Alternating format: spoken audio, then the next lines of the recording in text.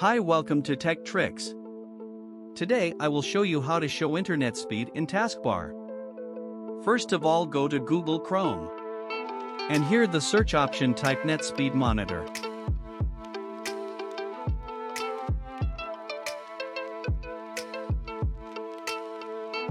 Scroll down a little bit.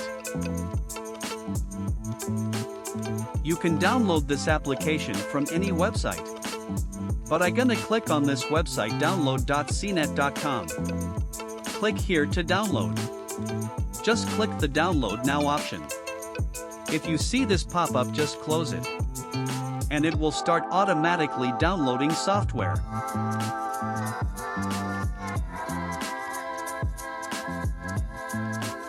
Go to the downloaded folder. This is the software. First of all, right click and go to Properties.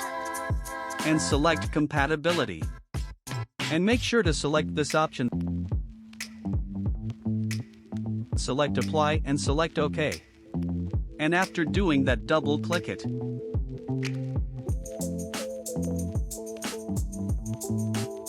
Select Next. Select Next. And select I accept the terms and license. And select Next. And install and